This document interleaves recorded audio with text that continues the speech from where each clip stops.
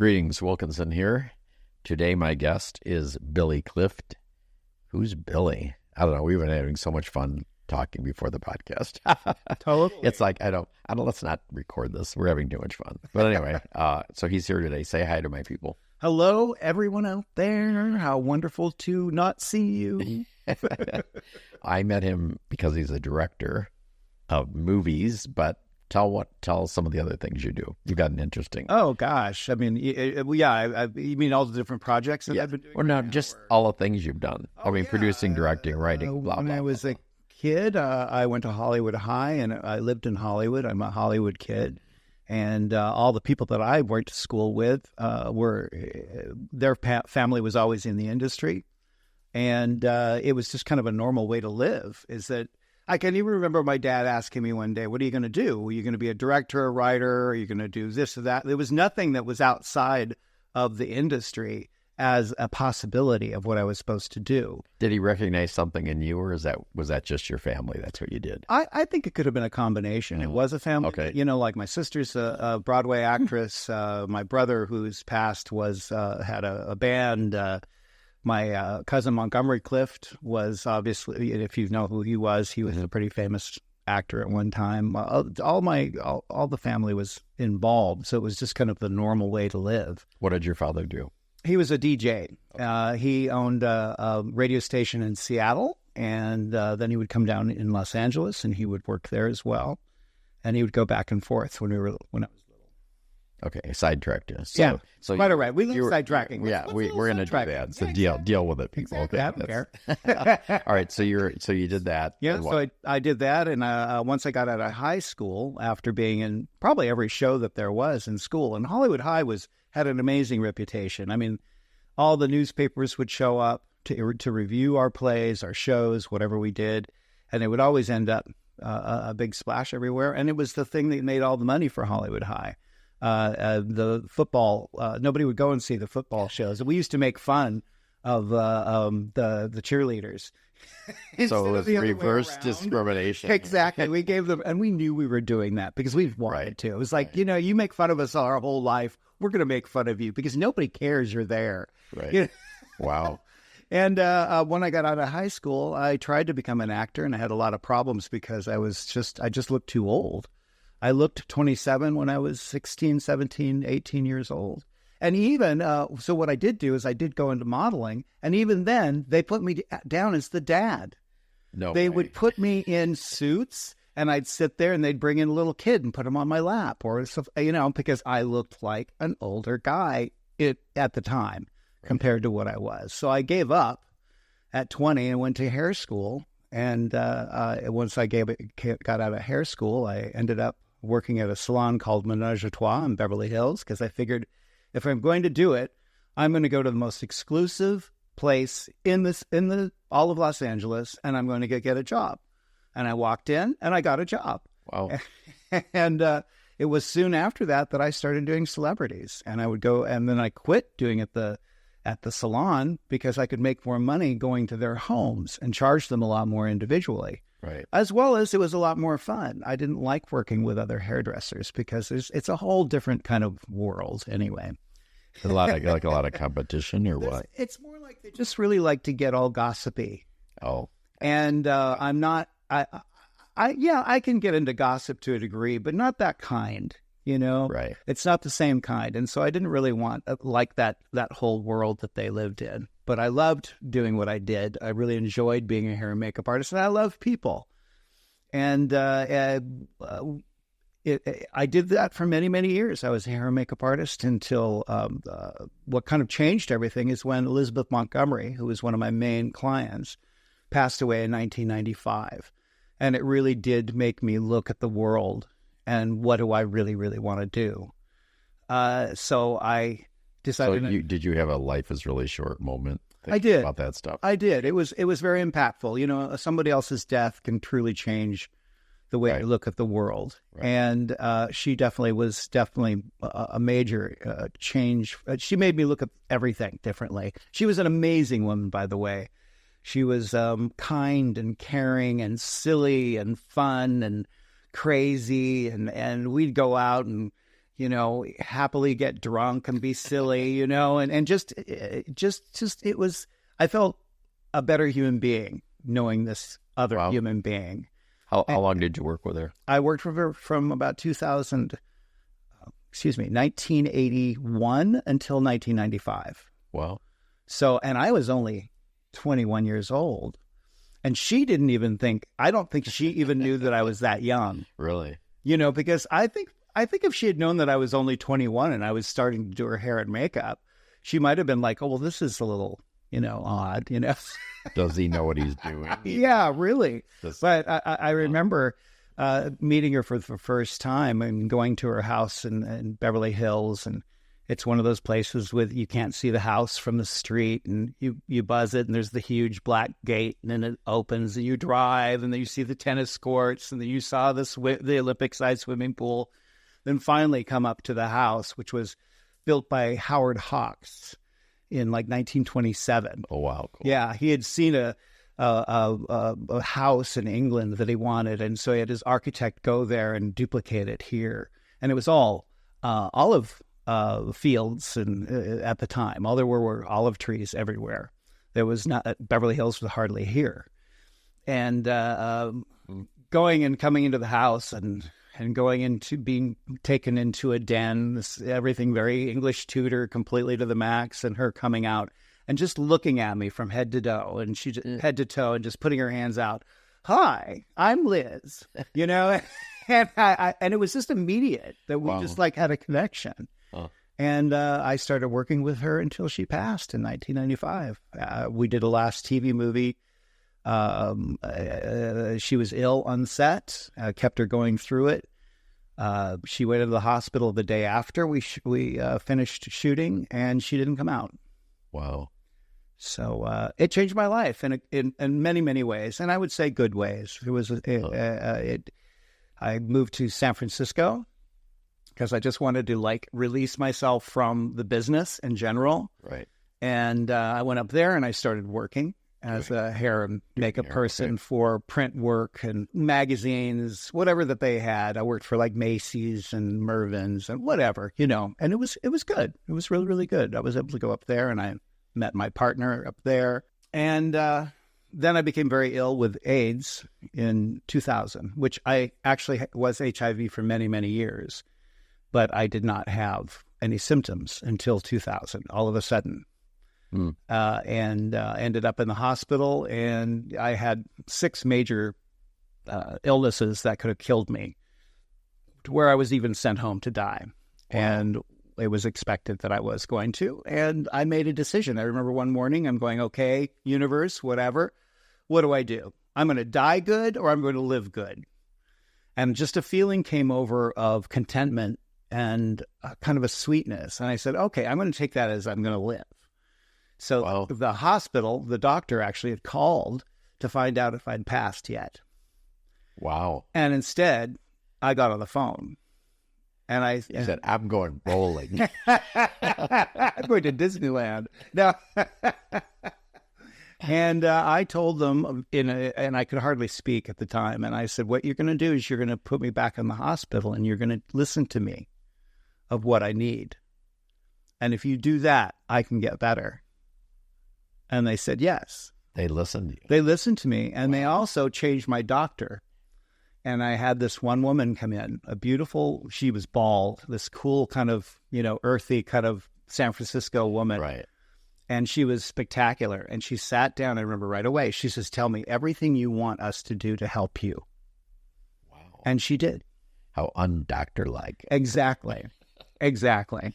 So she had taken the God hat off, huh? Exactly. Wow. And she really was. She says, I think now you may know more than what we know, because what we did didn't work. Right. So what did you have them do? Just curious. I told her that we had to take each problem that I had one at a time. I said, really, what you were doing, you were trying to kill everything at once, and you were killing me. So we need to take, all right, we've got this skin problem, or we've got this problem, and we're just start attacking each one individually so that the whole body isn't being attacked to such high density. And she listened. And she did that. And I came out. I was actually out quicker than they ever thought I was. I think a month I stayed in the hospital, which I'd already spent in the hospital many, many, many months. And it took me many years, actually, though, to actually come back into my body. It almost felt like I was out of my body. It took about 5 or 6 years. Wow. And I even remember the moment when it felt like everything was kind of off. And then finally, it seemed like it came together as one clear moment. And I remember it so clearly because all of a sudden I could figure out what I wanted to do or who I was or where I was going. Oh.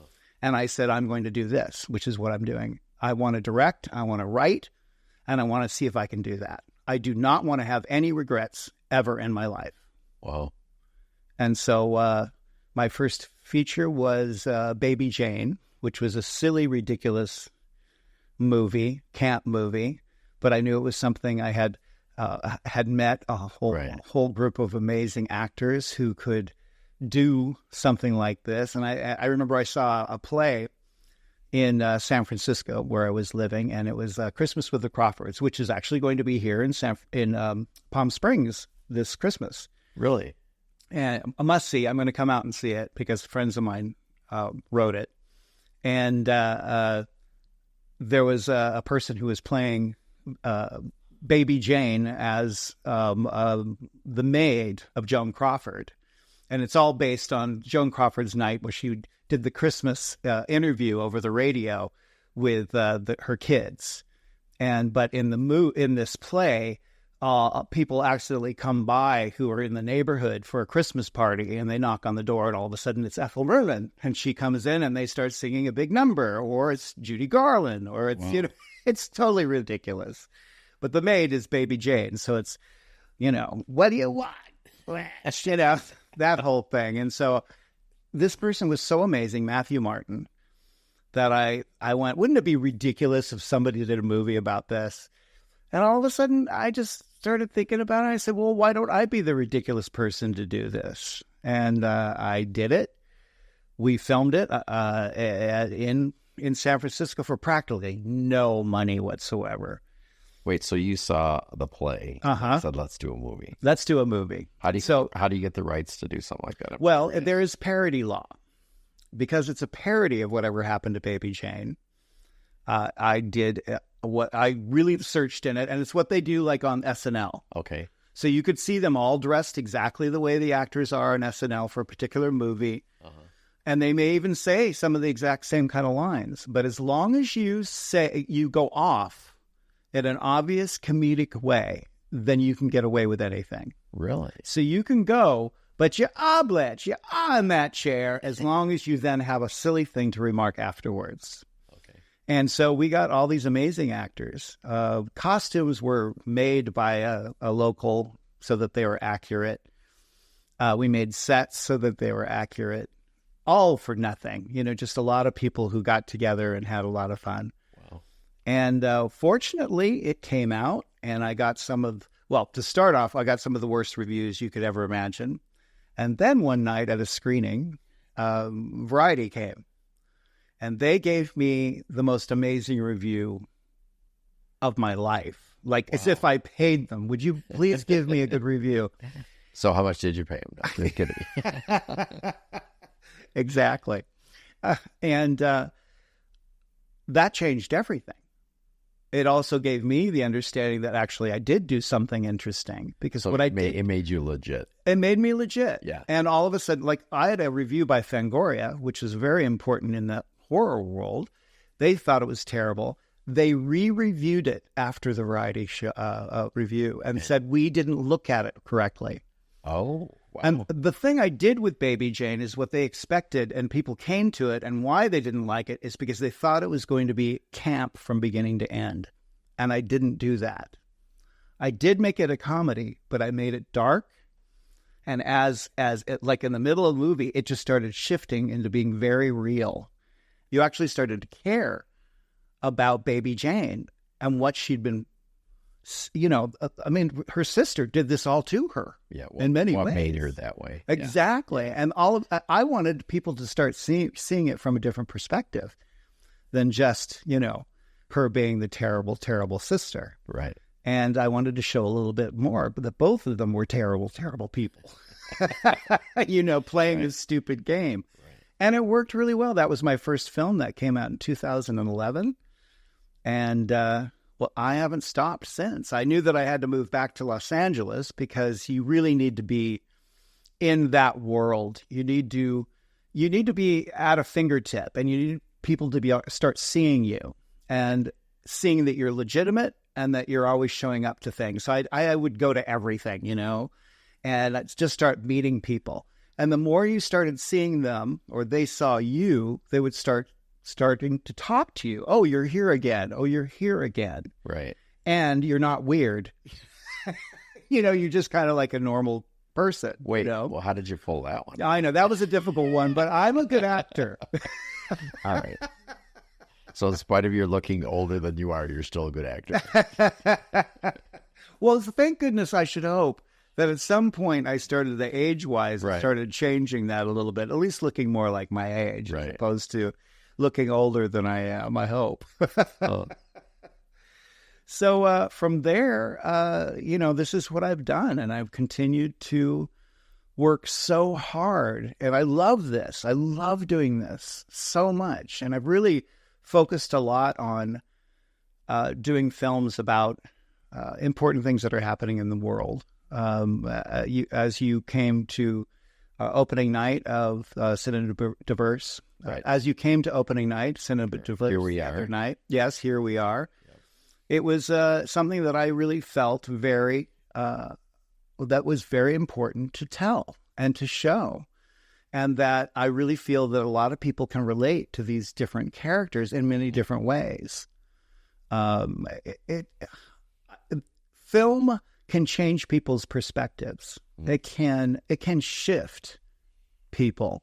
And in my little way, if I can help in any way whatsoever, whether you're being gay or black or lesbian or bi or, my television series, Not So Straight in Silver Lake is kind of like, it's got like the mother and all her kids in a way. Not really, but Calpernia Adams plays the older woman who's kind of taken in all these misfits, so to speak. One is trans. They're not misfits, but it's like people who couldn't find a family. Right. And she creates a family, which is very common in the gay world. In the community, yeah. Because we needed to create where most people were thrown out. It's often. Right. They don't have a relationship anymore with their family, or they don't. And so we create our own families. And this is what this little family is in Not So Straight in Silver Lake. Calpernia, Daniel Franzaese from Looking and Mean Girls is one of the stars. We've got a wonderful, wonderful ensemble cast. And they're all different. Charlie Harding, which who's local here in Palm Springs, he plays a young guy who's bipolar, which is what he is. And I thought we've got so much stuff around all of that. And I said, the more that we see it as being real and how they live it and the way they deal with it, it will change our perception, because it no longer is something, it's no longer mysterious. Like, oh, so if you stay on your meds and you become aware of how you react, then you can assist in living a normal life, so to speak. Right. Whatever normal is.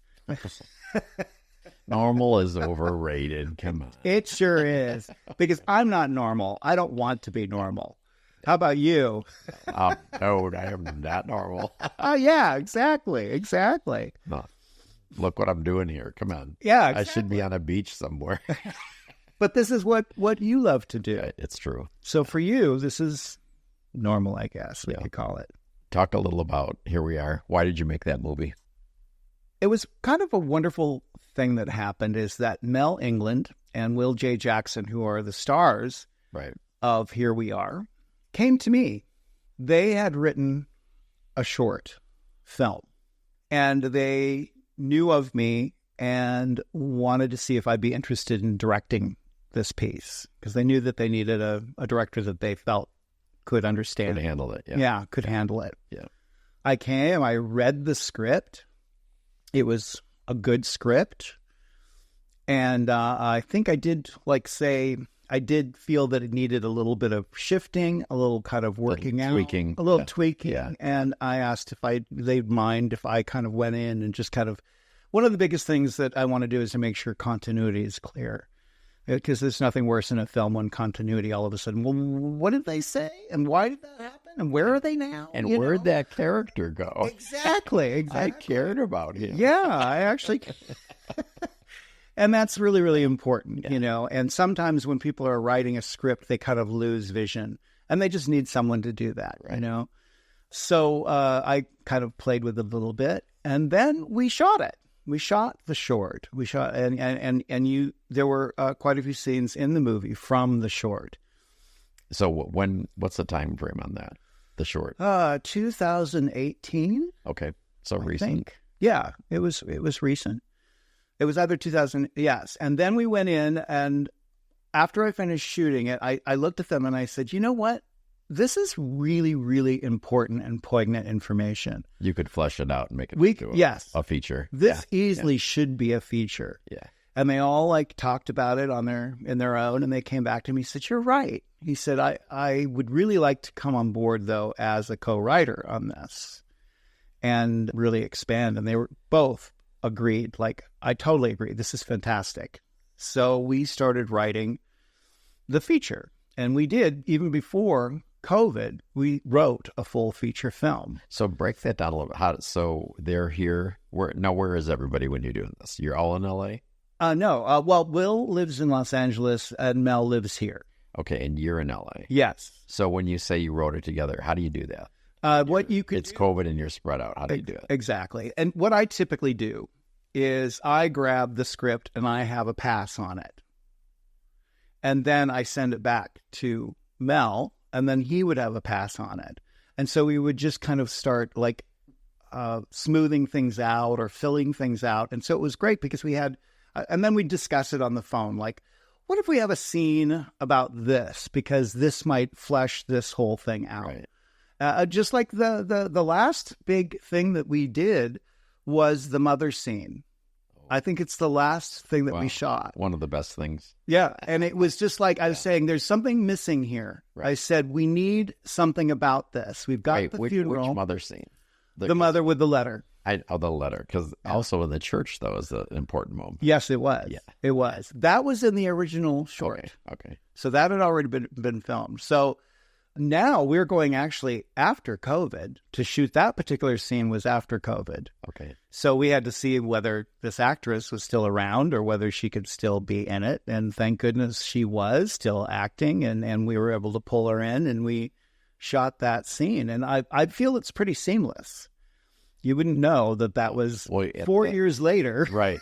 And when you were showing it on the big screen the other night, you talked about where you shot that, which I thought was fascinating. Yeah, yes. It was truly a room no bigger than this. This is, but just you can't see it. It's about a 10 by 11 room we're in. Exactly. And imagine the door is over here, and that whole wall is filled with equipment. And a mess. Right. I mean, not even, because we've been working, and when we're working, we tend to just put things back, but they don't look exactly the way they should. And so then it's so we're not going to show that. No. So we have one wall that's plain, right? Which there's a day bed over here. There's a coffee table. There's all this kind of stuff on this wall, typically. That had to be all picked out. And then it was okay, now how are we going to create, and what does this room look like, and where are they?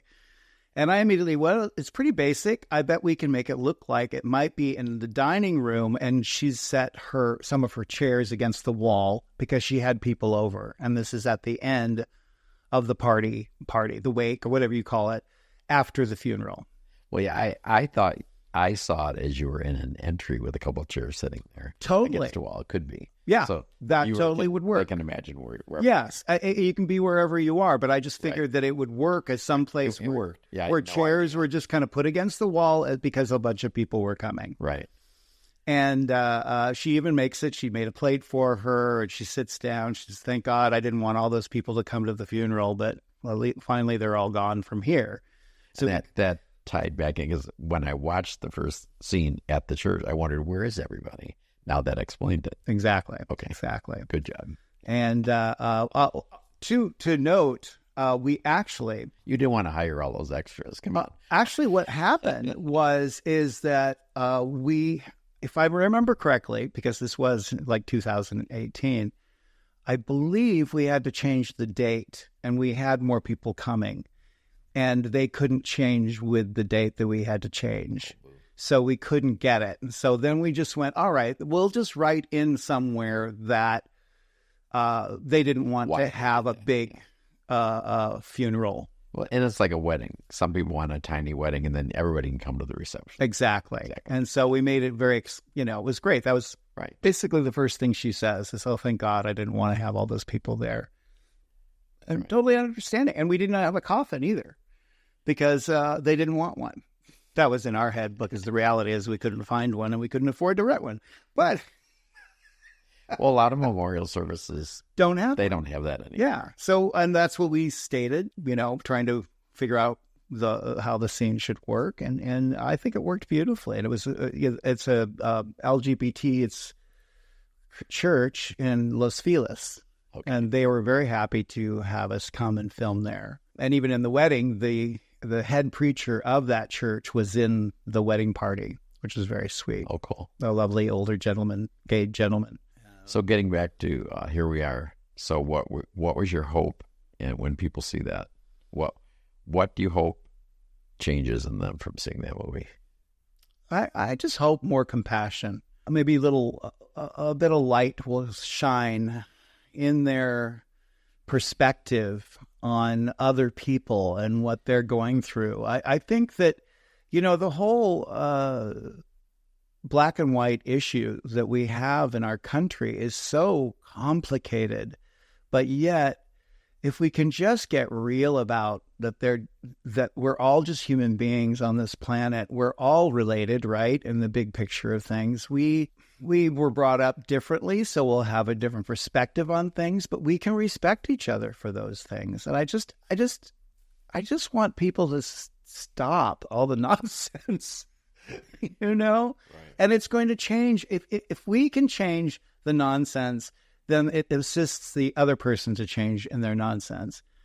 And it's just that Will Jackson actually talked about it really nicely about it on Friday when we were in the Q&A. On the Q&A, it's just that if we can check ourselves, because we have so much information in our brain going all the way from the beginning of time in our family and what we've been told how we should look at the world. Mm-hmm. And a lot of that isn't real. It's all made up. A lot of it is just made up stuff told to us because that's their perspective. And they're doing basically the same thing as well. They were told something, it went in, they held on to it, and they repeated it. And if we as individuals can take a moment and stop and go, where did that come from? Is that really valid? Right. Is that really how we want to see the world? Is that how we want to show up in the world? Right. Then we can start shifting it one person at a time.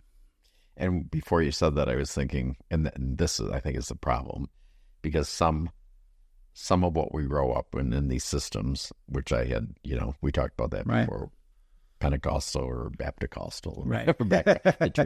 But the issue is, it's not okay to question. Right. That's the issue. So you have to get beyond and say it is okay to question. And then what you're talking about can happen. Exactly. But if you think you can't question it, then you're stuck. And that's the sad thing they tell you, right? Right. Is they all tell you that don't question what God says. It's part of whether it's God or whatever. It could be political. It could be anything. Right. But it keeps you encapsulated in that. Yeah. And you can't step out of it. And then you question yourself whether you question. Like, I'm bad. I'm questioning. He's telling me the truth. I must take that as the truth. I think the most important thing as a human being is we need to stop and question, is this a sound situation going on here? Are these sound people trying to tell me what they think the world is and how we should behave? I think that what we need to do, we were given, let's say, this common sense. I mean, it's shocking to me that so many people do not use that. But going back to here we are, I just hope that maybe somebody, it may just kind of chisel away at something and make an assist in them looking at things a little differently. You know, anything. You know, I it's very important, as I said right now, I'm making things that are poignant. Now, that doesn't mean that I don't want to do completely something silly. I mean, I have my new show called The Lair Hollywood, which will be coming out in 2024. And January, it'll be released. And we shot that here in Palm Springs. That's where one of the places where I met you. I met you a little bit before that, but you came on the set. Right. And it's completely ridiculous. There is no reason for anything important in this. This is about vampires and how much he loves his boys, and he titillates with them, and then he bites them and makes them bleed.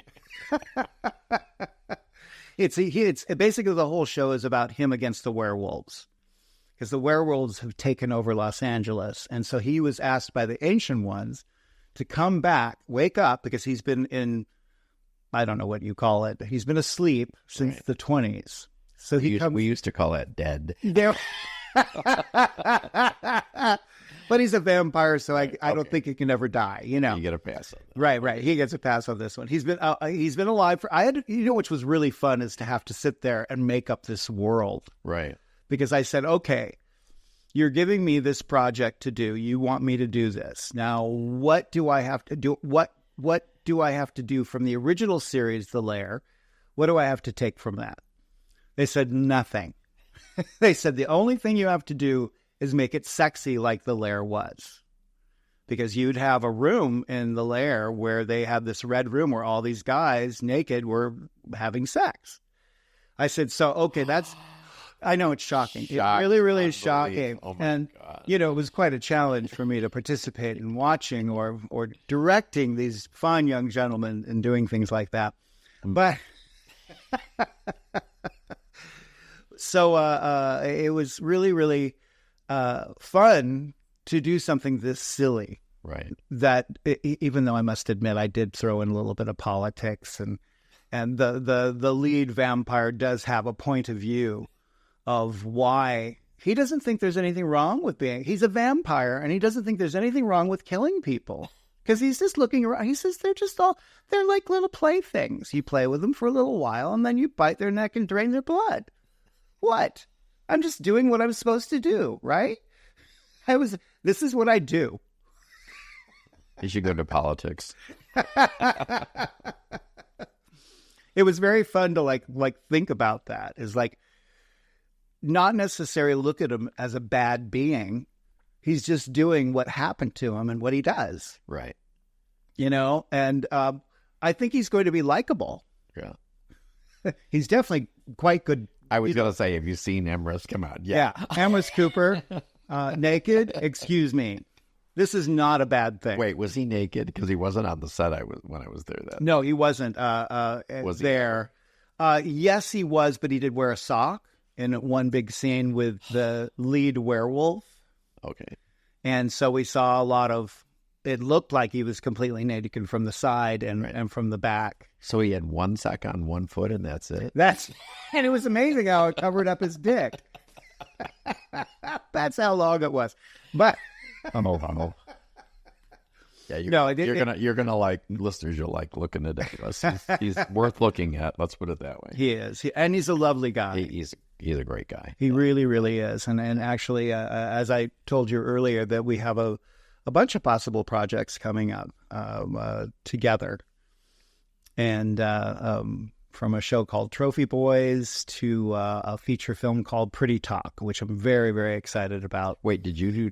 I saw a short on Trophy Boys. Did you do that? No, I did not. Okay. But they've come to me to be part of it as a series, as TV series. Okay, cool. That'll be very cool. Yeah, that's not all solid yet, but it's moving towards a really good possibility. I'm very excited. When I saw that, I wanted to see more. I wanted to see. Don't you agree? Oh yeah. Yeah. It's really good. Yeah, and he was really good in that. Yeah. He is. And I like the way it was shot. I like the way it was filmed. It definitely fits my whole sensibility. Huh. So I'm excited. And the new scripts are really fun. Now, you're not writing that, right? I will be writing a few of the episodes. Oh, you will? They asked me to write some. So you're going to write some and direct? Exactly. Okay. Exactly. They're actually having me as a showrunner. So I will help produce and make sure that it stays in a continuity and on track, which is something I do on all my films and TV shows. Okay. So I will direct some, and Emrys will direct some. Oh, really? Yeah. He directed his Shrew. Sorry, I don't remember the name of his feature film that he did, but he directed it. It was fun. Yeah, it's a nice film. Yeah, he did that with his husband. Yes, Donald. Yep. Who's just, I love Donald. Yeah. I mean, he just makes me laugh, and he's just a really, really good guy. We're actually going to be, for the Idlewild Gay Pride. They have a gay pride. Right. I don't know if at the Pines, I believe. Right. And it's on the 7th, I believe, of October. And October 6th, they're shooting a TV series that they have called Pride and Prejudice. And it's all about gay, important filmmakers or whatever in history. Right. And so I'm going to be on that, talking about my cousin Monty, and also just the era of gay actors trying to live in that world of pretending to be straight and playing that whole game. Now, your cousin was gay, right? Oh, yeah. Yeah. But he wasn't out, right? No. Or was he? You know, I mean, his friends all knew, just kind of like Rock Hudson. But Rock Hudson was even more out. And that I'm going to be talking about Rock Hudson. And how are you? Just because Monty was actually incredibly jealous of Rock because of the way he could get away with so much about being... Back in the day. Yeah, he was just big enough, to where he could kind of make it all work. And my feature that I've written called Pretty Talk is based loosely on Rock Hudson and Doris Day, and all taking place in '67, and about what that was like for these people to be older, especially for a woman, and also him being gay. But a woman in the industry was very, very difficult. She had Doris Day had a husband who took all her money and left her with nothing. Debbie Reynolds, that was a common thing that happened during that time. Just because they were women? They were women, and they weren't allowed their own bank accounts. What? Yes. Good Lord. So you had to give it to your husband or whatever, and they had to take care of your money. And they did. And they did. Wow. So I did. That's a new one. Yeah. So is the Rock Hudson and Doris Day, is that a documentary, no. a drama, a comedy? What is it? It will be both of a comedy. It'll be a dramedy. Okay. It is actually going to go of what's really happening, and then it is going to go back and forth of what the last movie they made, which I'm calling Pretty Talk. So you're in the movie, and then you see where their life is really. It goes back and forth. And that part is going to be even a musical, which is going to be fun. Wow. Now, you haven't written that yet? I have written it. Yeah. So I tell you something you have to add in there somewhere, because people don't know what this is. You got to add something about Doris parking. Oh, the little thing. Cause, of course, Doris Day parking. What is Doris parking? Doris Day parking is that you kind of wish for Doris Day parking when you're driving up to an area that might be filled with a lot of cars. Right. And you hope that there's going to be one parking space for you in the perfect place, like right in front where you're of the most popular restaurant. Exactly. At lunchtime. Exactly. And if that happens, that's Doris Day parking. I wonder if you need what did she drive, a Chrysler with that like rectangular steering wheel? Oh, yeah. Maybe you need that. Yes, because everybody would look at that. And not uncommon here in Palm Springs, right? To see these fabulous old cars. Well, I think Doris parking is real. I'm sorry. I agree. I mean, there's another. Yeah, why not? I think there's a lot of things that are real that you think that are fictitious. So, what do you like most about what you're doing? I love conjuring up ideas. I love just the spark of something that I get excited about. I was never as passionate about what I did as a hair and makeup artist. I actually was just good at what I did. Uh-huh. I was more, I enjoyed people more than I enjoyed actually what I did. That I looked at that as work. So you like the connection? And today, it's very different. I'm doing more than just enjoying working with actors. I love working with actors. They're all crazy, and I love that. They're fun. They're different. They're creative. You just never know what you're going to get when you hire an actor. You never know where you're going to have to like work with them to get what you want. And I love doing that. And that's what I did as a hair and makeup artist too, because especially I worked with celebrities. And so you never knew what you were going to get. But I loved that. Like, okay, I can figure out how to get to you and what I need to do to get done properly at the end. And I learned that all years ago. And I have to do that anytime on a set. I love that part of it. How do you negotiate all the egos? I think one of the things is to and the sensitive, make them creative. Think that they're not. And like, God, it's just so terrible how Jerry over there is the ego on him. Can you imagine? And you're talking to someone who has a real problem, right? Right. And they're like, oh, I know. It's just, but you're great. I'm just so glad that you don't do this. So you're telling him not to do it. Without being mean. Right. Great. Because it doesn't, you can't create any kind of ruffles on a set. Everything is tight, quick, moves quickly, and everybody's trying to move and work together. And you've got to figure out how to make it all calmly and easily fall into place so that everybody feels safe, so that they can do their job, and that everything's okay. They need to feel like it's constantly, everything is taken care of, and they don't have to worry about anything except coming and doing their job. And that's with everybody on set.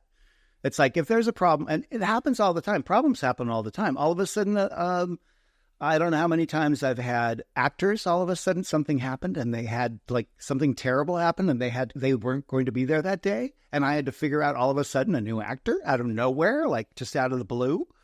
Locations that have fallen through. We were supposed to be there at 6 a.m. and it's 5. And we just found out that we can't shoot there because of this and this and this. These things happen, and they don't matter how much money you have either. These things can happen. A truck or your transportation breaking down or all these kinds of things. These are just normal life things. But when they happen, you got to make sure that everyone thinks that it doesn't matter. It's all cool. We'll figure out something. It's going to be great. And they've got to feel safe entirely so that they can do what they need to do. And then you figure it out. I figure it out. I get all my people involved and we sit there and figure it out. And we start as quickly as possible. And, I've always been able to do it. Even if, let's say, I couldn't go to that place at 6 a.m., so we figured something out by 4. So we just took everything we were supposed to do at 4 and we moved it up to 6. And we just kind of, moved it around until we could make it work. Right. It's that kind of stuff. But that's not normal. That's normal life stuff, right? Things cut in your way. But you just got to figure out how to move right through it. How about regrets? Do you have any? Nothing's coming up. I've worked so hard. hard. Regret that you didn't cast me in the lead of something. Come on. Yeah, nothing's really coming up. I'm really... As I said, when I started doing, becoming a director, writer, producer, all of that, I fulfilled a lifelong dream that I had tucked away inside. And it's just shocking that the stuff that I do is working. Because I think we all have that thing in us, like, can't believe that we actually did it. Right. And that it actually, people like it. And that... You know what I mean? And then you can continue doing it. We all have that, right? There's a term for it. I can't think of it all off the top, but just feeling like eventually I'll find out you don't really know what you're doing. I tell people I don't know what I'm doing all the time, but yet I do it, and I do know what I'm doing, Right. But I do say that. Like when I'm writing a script, I just feel like, I don't know what I'm doing. I just start automatic writing and what's coming out, I just start writing. And then I go back to it and I fine tune it until it all fits and makes sense. Huh. Every morning I sit for an hour with whatever I'm writing on the next script. And then I go next door. My studio is next door where we shot that scene. And my editing suite is there, and I sit and I edit for the rest of the day. Wow. Which, starting Monday, that's what I'll be doing till December 1st. I should make some soup and bring it to you. That would be lovely. I would love that. Wow.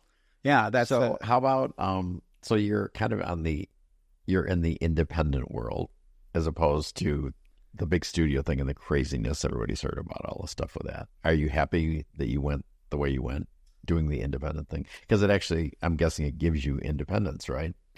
It gives me a lot of control. Right, right. I do work a lot for Here TV, Right. which is a small, Right. It is a company. It is in the baby version of all of that. Right. They are a company. The wonderful Paul Collishman and David Milburn, who I work for, John Margiano, the head of the network. I have a wonderful relationship with the three of them. I'm very fortunate because I will give them an idea of something I want to create, which is like when I did Not So Straight in Silver Lake. I had an idea to do this, this, and this. And I remember I'll just like meet with Paul every once in a while, and we'll be going out to dinner. And he said, "So what do you got for me? What do you think?" And I gave him 3 ideas. He said, "Let's check on one." Wow. I said, "Oh, okay."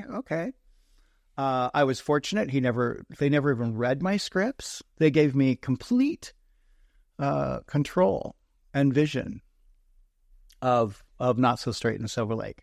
They were a little bit more thoughtful on the Lair because this was a series that they had done. Paul Collishman and David Milburn was a little bit more controlling in the fact that they wanted to read the scripts. Well, people would be comparing, right? Exactly, because there would be, Yeah. They wanted to make sure that it had elements of the original series or feeling. Right.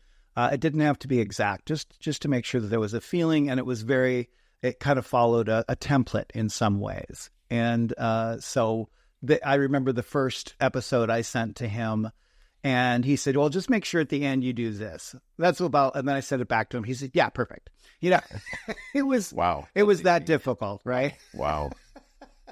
Wish everything could be that way. Oh, I know. And I feel very fortunate with my relationship with Here TV. Not, of course, everything I do is with Here TV, but, I do have that thing there is what they hire me basically to come in and create a product. That's the Lair. That was Not So Straight in Silver Lake. I've got a show called Behind the Bar. I have Underground, which is a travel show. And I have a food show called Food Fetish with them as well, which was just going to different restaurants in Los Angeles and talking to the chefs, and they make their special meal. I've asked this question, but it applies to you as well. So have you always been such a slacker? I try not to do too much. I really like to sit around and, not think about anything. Do you ever sit? Come on. Other than when you're sitting there editing. I'm actually very good about finding a place in it, I'm very good about like going, okay, I'm too stressed. I'm leaving this room and I'm going to go sit down. I'm going to either turn on some stupid TV or I'm going to make a nice meal and sit there, or, I've really learned how to find some balance in it, even though I work a lot. And I always, in my industry, you've always got to know what the next thing you're going to do. Right. Or you're sitting there with nothing to do. Exactly. Yeah. It's like, so I've got the Lair, that's all shot, so I better get something to go into the new year. Right. And so they're not 100%, but they're a good possibility for already 2 projects next year. And who knows? Those 3 to talk about. Exactly. So one can be chosen. Exactly. They both will be done individually. Trophy Boy is a different thing, and that's from a different company. And that's with Emrys Cooper and Donald in their production company, as well as with another company who will be backing it. And that looks very good. And Emrys is also going to be in Pretty Talk, and he's going to play the Rock Hudson character. Whoa. Yes. Are you leaving him blonde or not? We will get him dark. You will. So he'll be a little bit more like Rock Hudson, even though it's not really Rock Hudson. It's someone like him. It's like if I were to combine Montgomery Clift and Rock Hudson and a lot of those characters from that era.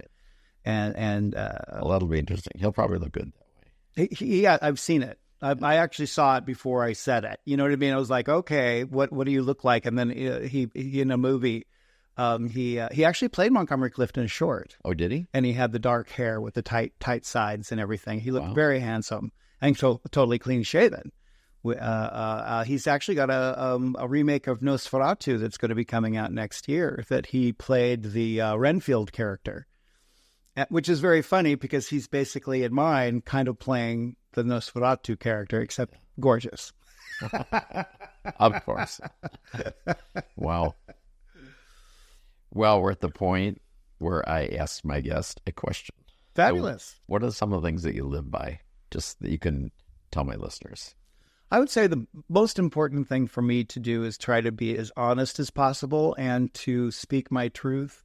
Make sure that they know where I'm coming from instead of them assuming or getting ideas, so that I can fill in. What do you need to know? Like whatever's going on, whether I have an opinion about something and I want to make sure they have what is their opinion about it, to try to make sure that it's always even. There's no one is bigger or better than somebody else. That's a perception of reality. And we've all got to figure out how to be respectful of whoever and wherever they're coming from. Right. Because we have no idea of all the things that happen to get them where they are. And so I just want to stay as, and I have to check myself. I'm human. I've got a lot of garbage in my brain. Wait, you are? Yeah, I know it's difficult and it's hard to imagine that I'm human, but it's true.